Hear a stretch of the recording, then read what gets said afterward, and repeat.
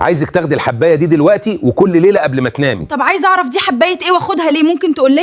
خديها وانت ساكته وما تتكلميش كتير. اتجوزت راجل كبير في السن، راجل مسن، كل ده علشان انقذ ابويا المريض، وشرط عليا شرط غريب جدا، ان انا كل يوم قبل ما انام بالليل اخد منه حباية مجهولة المصدر.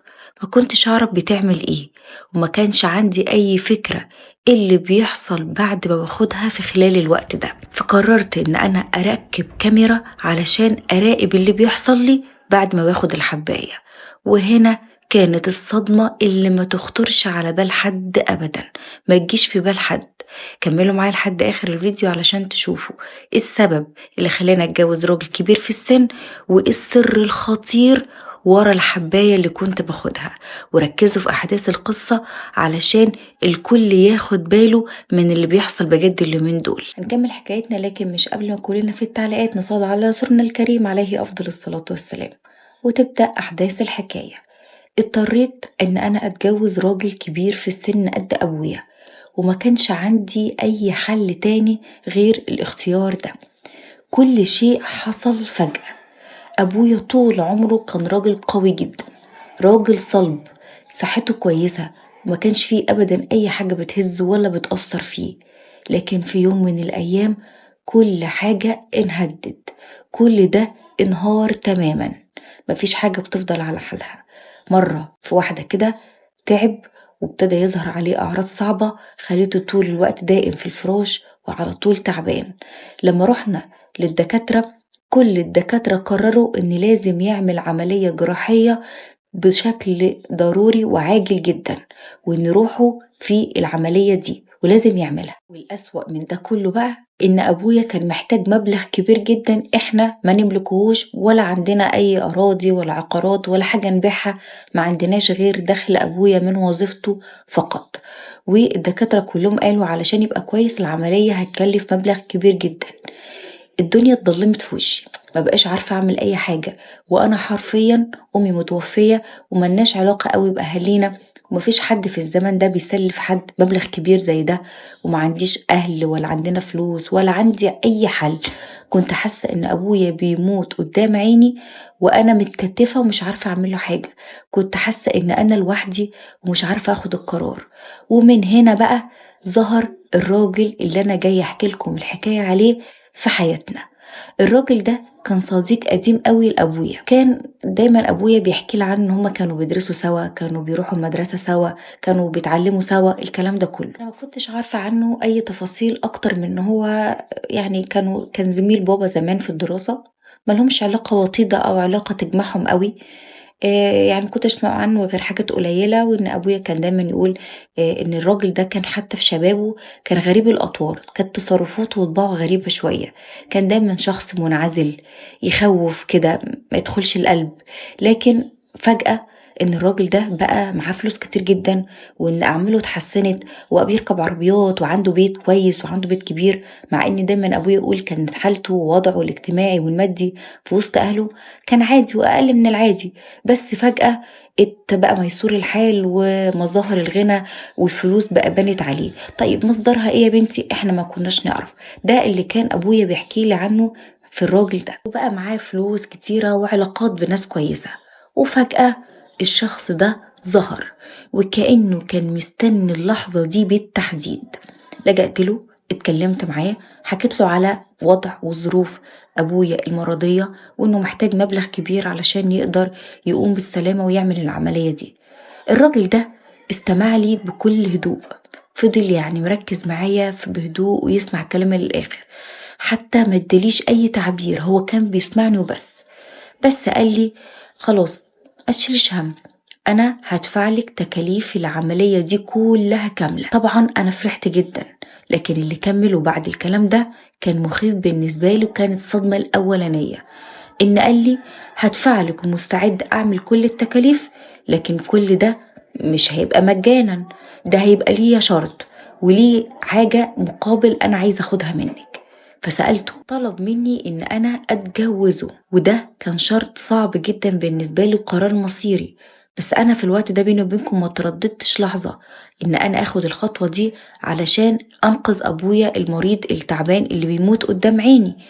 بس الأسوأ والأصعب من ده مش قراري إن أنا أتجوزه، لأ، إن أنا لازم أمضي على ورقة بتنص فيها إن يوم ما أتجوزه وأدخل بيته ممنوع تماما أحكي أي سر أو أي حاجة بتحصل جوه البيت ده لأي مخلوق بره، ومضاني على ورق إن أنا ممنوع تماما، وإلا طبعا ورق كان مضينا عليه ورق بمبلغ كبير جدا وضخم جدا، وده كان شرطين من شروطه اللي أنا لازم أنفذهم علشان خاطر يدفع لتكاليف العملية لأبويا. وافقت، اضطريت ان انا اوافق على كل الشروط اللي هو عايزها، وما كانش عندي اي حل تاني تماما.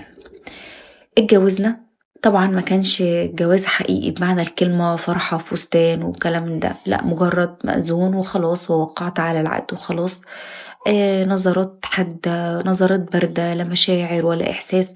راجل كبير عني في السن وكمان جواز مصلحة. من يوم ما اتجوزت ودخلت بيته، الراجل ده زي ما كان أبويا بيتكلم عنه، غريب الأطوار، دايما ساكت، منعزل، وحيد، صمت غريب في بيته. ومن الليلة الأولى من الجواز عرفت وتأكدت فعلا إن أنا ارتكبت خطأ كبير جدا في حياتي. أكتر خطأ أو أكتر قرار خدته، للأسف قرار مصيري غلط خدته في حياتي. بدأت الأحداث الحقيقية المريبة تحصل. جالي بالليل، فتح عليا أوضة النوم بكل هدوء، فطبعا أنا صحيت على الصوت بتاع الباب، فلقيت واقف قدامي عند الباب كده وبيبصلي نظرات حادة وباردة في نفس الوقت، وكان معاه دواء، حباية صغيرة دواء، بيقولي خديها اشربيها، ولقيته بيقولي خديها، وأول ما هتاخديها دلوقتي حالا هبعت الفلوس لأبوكي علشان كل حاجة خلاص تنتهي ويعمل العملية. طبعا حاولت ان انا أسأله الحباية دي فيها ايه واخدها ليه، انا مش تعبانة، ومصدرها ايه، وبتديها لي ليه اصلا، لكن ما جاوبنيش على سؤالي. اكتفى بس بان هو يبصلي من غير اي حتى تعبيرات على وشه.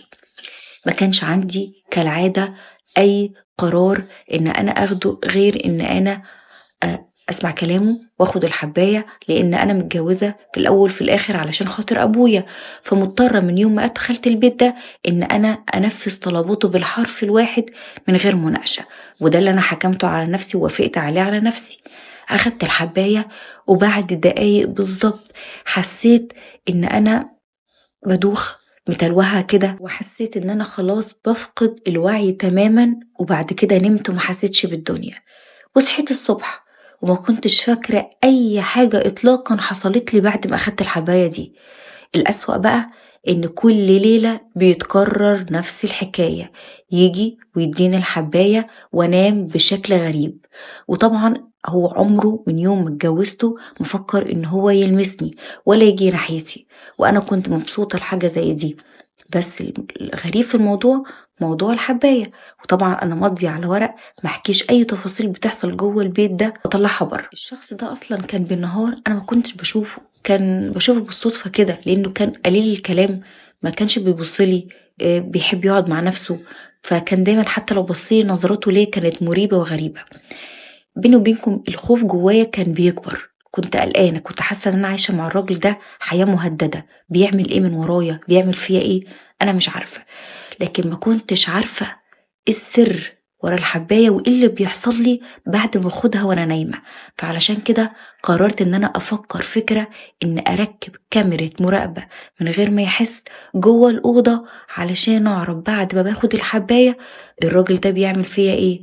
خليكم متابعين للآخر علشان تشوفوا الصدمة اللي عرفتها، لان هي فعلا مش هتيجي على بالكم تماما الراجل ده بيعمل فيا ايه. بدأت في خطوة تركيب الكاميرا وكانت ايدي بترتعش وكنت مرعوبة، كنت خايفة يكشف امري او ياخد باله من اللي انا بعمله ده، لان العواقب هتكون خطيرة جدا ومعرفش هيعمل فيا ايه. لكن انا ما كنتش قادرة، كنت عايزة اعرف ايه الحقيقة ورا اللي بيحصل لي في كل ليل، لحد ما بركبت فعلا وجالي في نفس اليوم واداني الحباية وخدتها ونمت. وتاني يوم بعد ما مشي ونزل من البيت قفلت الباب عليا وشغلت تسجيل الكاميرا. وهنا كانت الصدمة، في الأول ما حصلش حاجة، كنت نايمة بكل هدوء، لكن بعدها كده بكام دقيقة دخل وفتح الباب وقرب مني ناحية السرير وقعد قدامي. أول ما عمل كده كنت حاسة إن أنا اتجمدت في مكاني وعايزة أوقف تسجيل ومش قادرة أعرف ولا عايزة أحس إيه اللي بيحصل لي بعد كده، لكن ما قدرتش وكان لازم أكمل لحد ما شفت حاجة رعبتني تماما. إنه بدأ يطلع تليفونه وبدأ إنه هو يصورني ويلف حوالين السرير ويعمل ده بشكل طبيعي جدا ويصورني، وكان فاتح حاطط قدامي ستاند بتاع الكاميرا اللي بيقف عشان يصور على حامل كده، وفتح التليفون على زي شغل لايف كده على الشاشة، وظهر مواقع عشرات ومئات الفيديوهات في نفس الأوضة، نفس الإضاءة، نفس الوضعيات، لكن بنات وفتيات مختلفات تماما، وتعليقات كتير وتبرعات من أشخاص بيدفعوا ملايين وألوفات علشان بس يشوفوا البنات وهي نايمة فاقدة الوعي تماما. طبعا ده كان صدمة، حاجة ما تخطرش على بال أي حد، ولكنهم ناس مرضى ومواقع ناس مريضة بيتلذذوا وعندهم الشهوة إن يشوفوا ناس أو البنات، وعندهم استعداد يدفعوا فلوس كتير جدا لمجرد إن يشوفوا بنات فاقدة الوعي ونوع من أنواع المرض.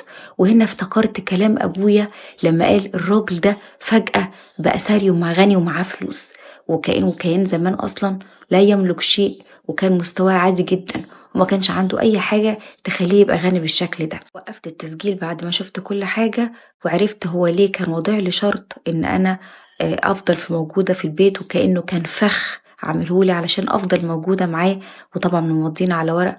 وفي نفس الوقت عرفت ليه كنت باخد الحباية علشان ما احسش ولا أعرف إيه اللي بيحصل من ورايا. فطبعا لما شفت التسجيل وخلص قلت لنفسي لازم أنفد بجلدي وأهرب من البيت ده وما اقعدش فيه ولا ثانية واحدة. جمعت كل أغراضي وكل حاجاتي بسرعة بسرعة. أول ما خرج من البيت وقفل الباب وراه وركب عربيته ومشي، كل حاجتي لميتها وخدت الورق وخدت التليفون ومفكرتش في العقد ولا فكرت في أي حاجة. قلت كل ده ملوش قيمة وإني لازم أنفد بجلدي بدل معرفش هيحصل لي إيه ولا مصير البنات اللي بتتصور ده إيه. وبالفعل خرجت بكل هدوء من غير ما أي حد ياخد باله وما عملتش أي صوت، وكان قلبي هيقف من الصدمة، لكن جمدت قلبي وفتحت الباب وجريت برا البيت.